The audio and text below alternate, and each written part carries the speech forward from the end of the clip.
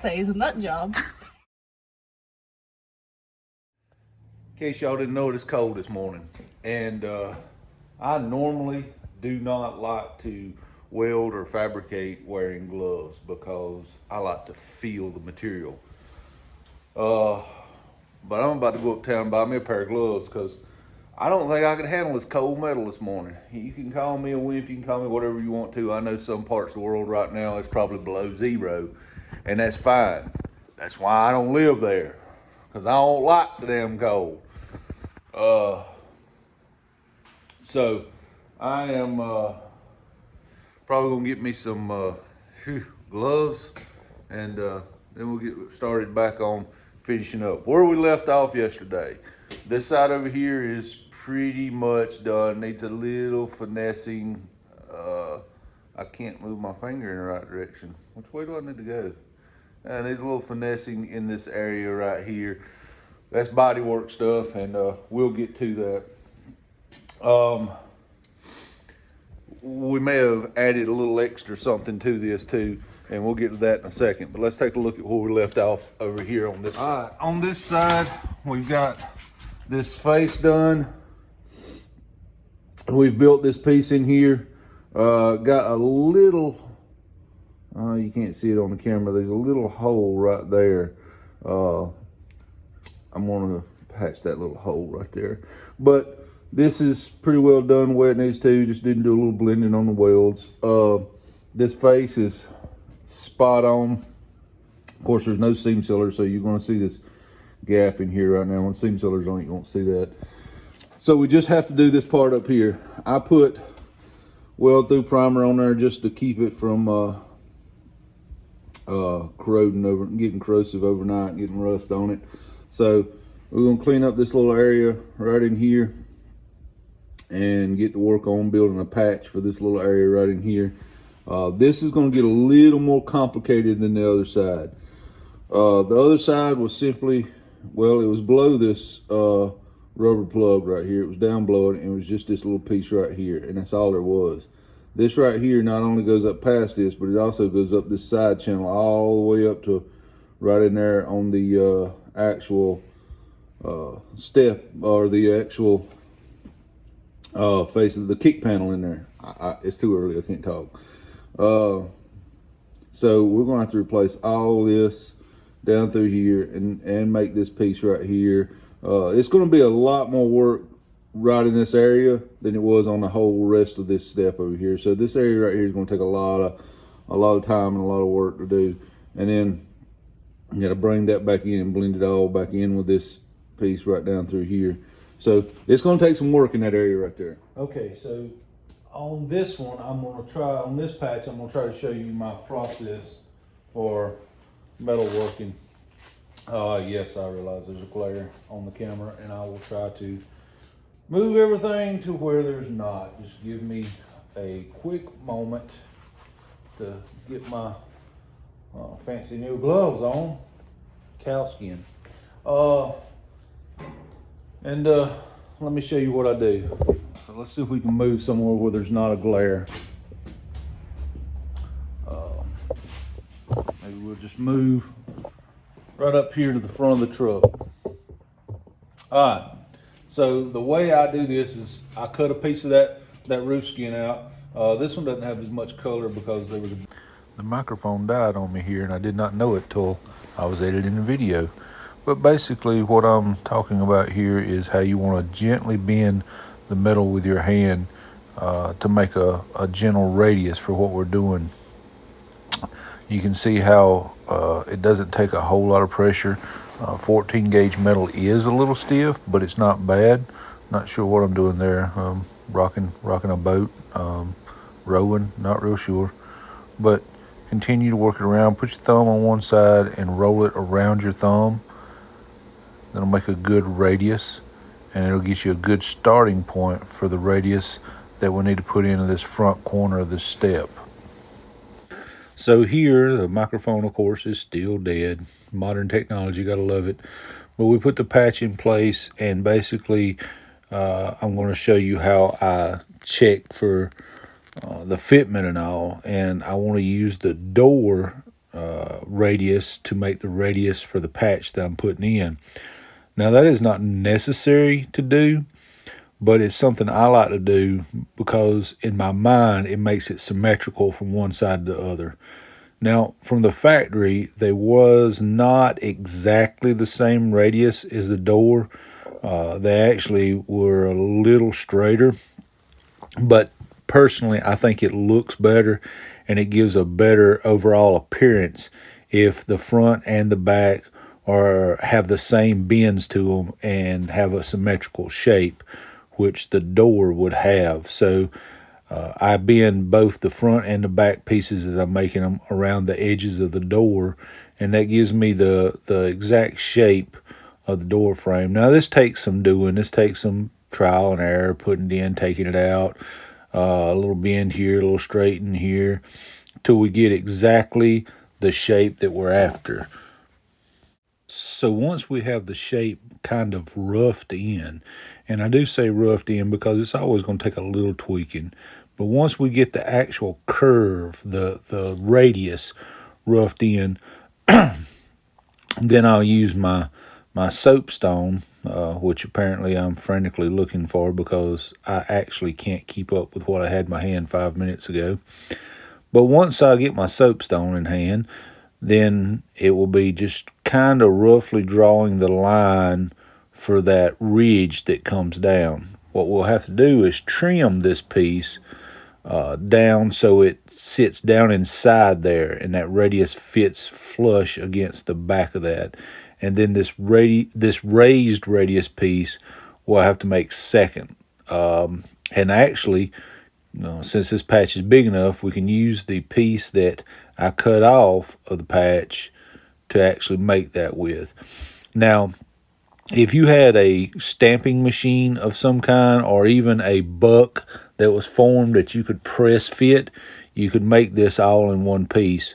But hand forming metal, it's almost impossible to make it make a compound curve. And what I mean is the radius of the door shape plus that curve over the side. If you try to fold the curve down the side of the metal, it'll want to pull the metal back. It'll want to pull the metal back flat. Now, you can get a shrinking and stretching tool, and it will also allow you to do that, or a buck that you can press it into would do that, neither of which I have access to. So I have to hand form all my patches. Now, at some point, I will end up with a Beverly shear and a shrinker stretcher, and that will make things like this really a simple job.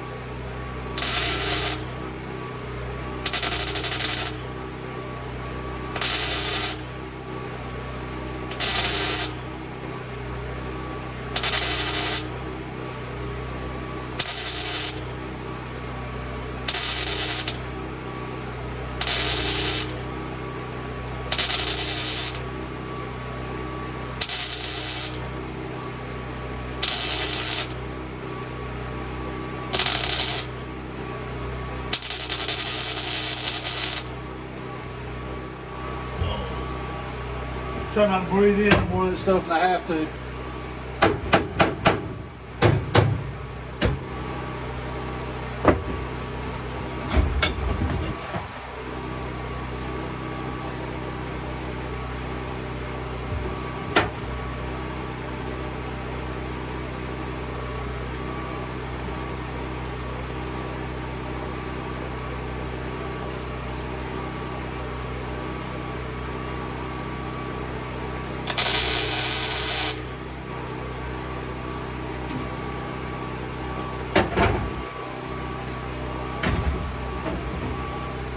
one light tack so you can break it off if you need to.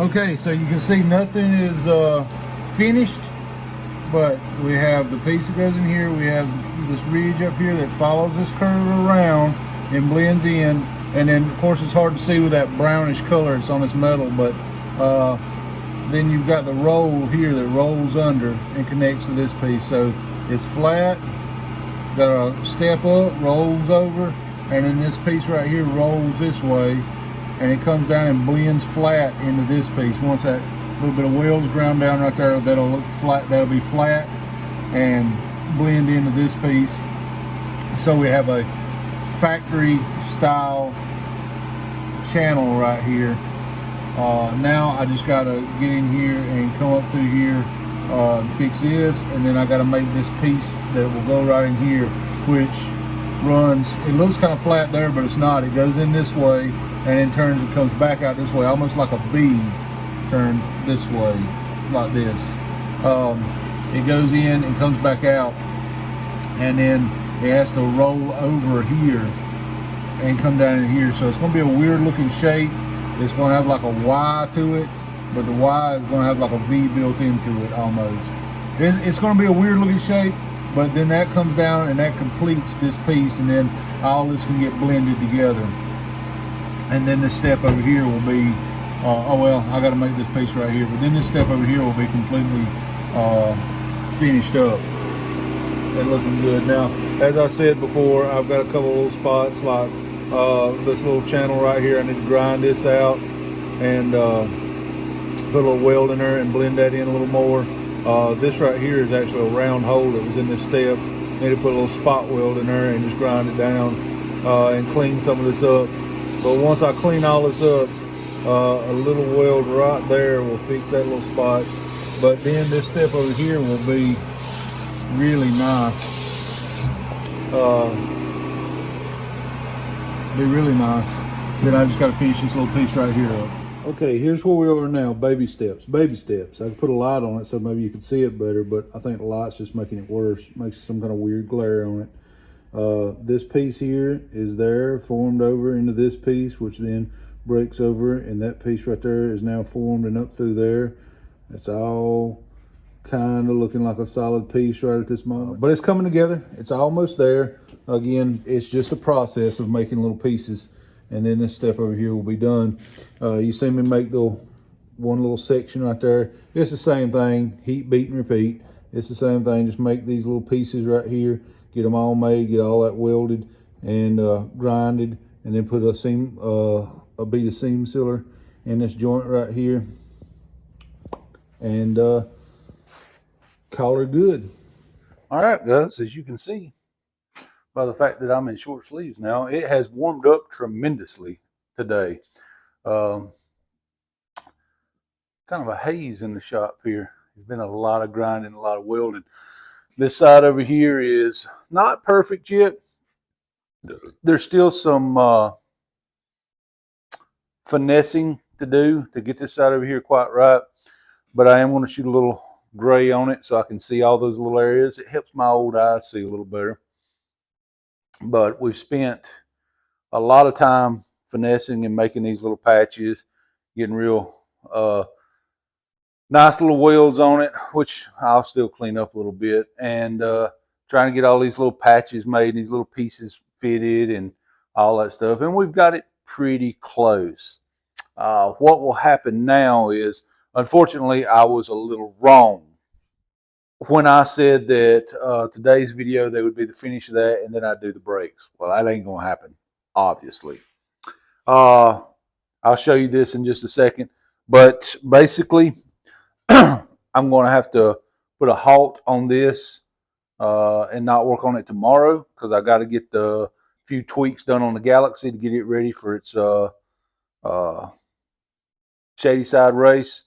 The Galaxy's it's the last race of the year for the Southeast Gassers, and there'll be some, as I said before, some news coming out after that is said and done. But I've got to do some work to it, and I'm going to get it filmed up, and there's going to be kind of like a documentary coming out on Legacy afterwards. So it's not really a documentary, but kind of. Anyway, stay tuned for that. I'm sure that a lot of folks will like that. There's going to be some race footage. Actually, the race from this weekend, I'm going to try to cover it the best I can from start to finish, including what starts tomorrow, all the way through the end of it, and then try to edit that video and make a really nice video to put out there for you. And then we'll come back probably Sunday evening and start on either doing the brake stuff or finessing some on this metal work. It needs a little finesse work to get it quite right. It's not quite perfect yet. Still a few little tweaks on these patches that I've made. Like anything with metal work, it takes a little trial and error. You have to work and finesse things and move things around. Heat, beat, and repeat. But either way, Sunday we'll do one of the two. Sunday evening, then Monday I will get the rest of the what I can done. I will get the master cylinder mounted. I'll get the radiator mounted. I'll do carburetor rebuild probably because I think it's got some trash in the carburetor. We'll do some things like that. It'll probably be Tuesday or Wednesday before I actually do the brake lines. I was going to go ahead and run the brake lines and stuff. The owner wants to be part of that, so it'll be Tuesday or Wednesday before that happens. And there probably won't be much filming of that because he's a little camera shy.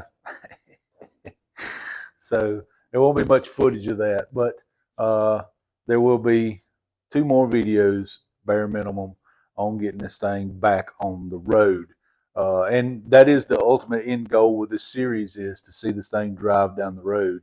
That's where we're working towards. I was hoping that by the end of this week, I'd be driving around out here. There's quite a bit more metal work than we originally thought. No big deal. I actually enjoy doing the stuff, so it's not that big a deal. I enjoy working on these things when I can just sit here to myself and tinker with them. I actually enjoy that a lot. And this truck gives me the ability to do that. Just sit here and tinker with stuff. Because it's all little projects that need to be checked off the list, and we're getting them checked off a little at a time. So stay tuned. We are really close to having this thing on the road. As it sits right now, I got to put the radiator in. We got to do the brakes, fuel tank and fuel lines, brake lines, and we're pretty much there. Very minimum needs to be left done on this truck. Then we'll be able to drive it around here at least.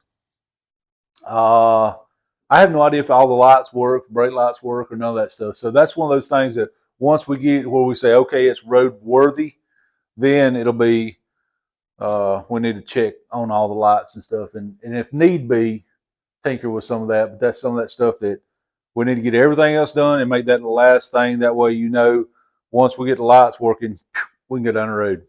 So we're close. Very, very close. I know it doesn't sound like it, but we are extremely close to this truck being on the road again. Okay, let's look at what we got here. All right, so there we are. Again, the step is not finished, but it's close. I have not made this piece. You can see it's open over here. I have not made this piece that goes in here. And this piece right here still needs a little tweaking over its rounded edge and a couple pieces of weld, and some grinding, but it's close.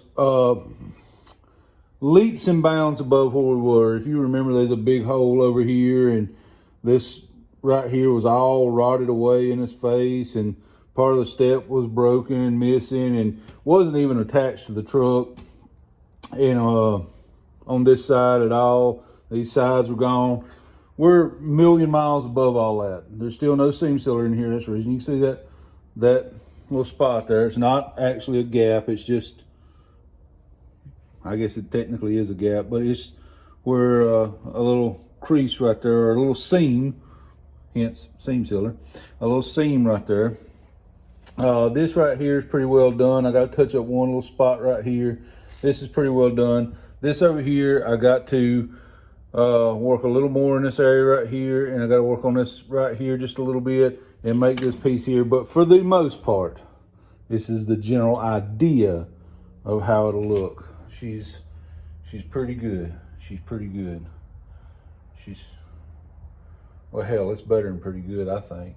But again, got to make this piece over here. So it's getting there. It's getting there. So not 100% complete, but I'm going to end the metalwork series on this video because you've watched me metalwork to death, and you don't need to watch me put every little tack in every little. So I'm going to end the metalwork part of this, and the next video I do will be doing brakes, the master cylinder power brake booster, be getting a radiator mounted in this thing, do carburetor rebuild.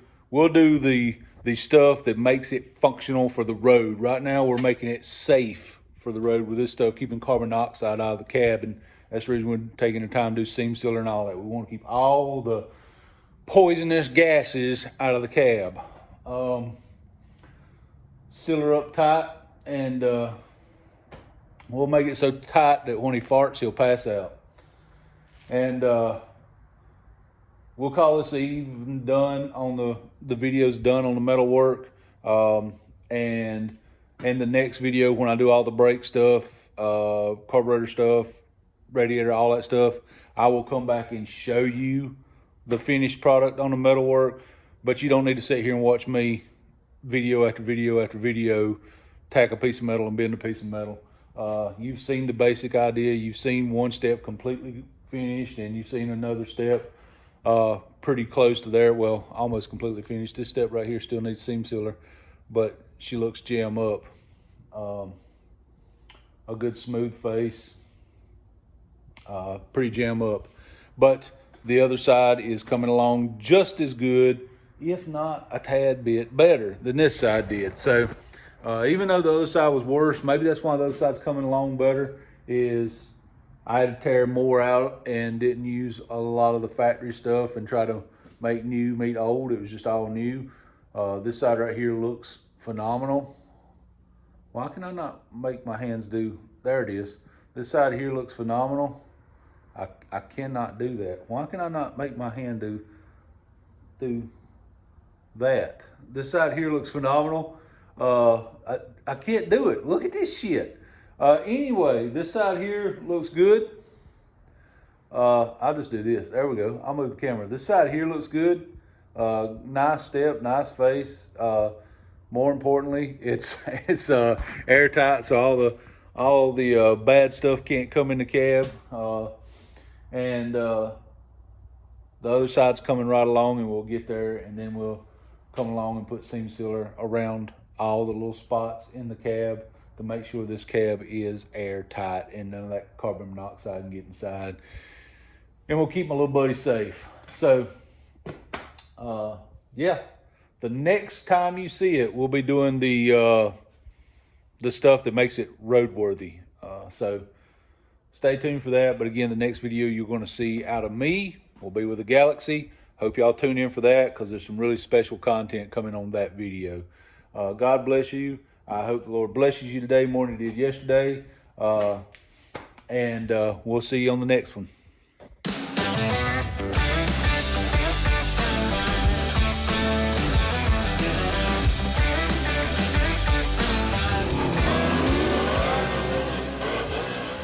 I'd say is a nut job.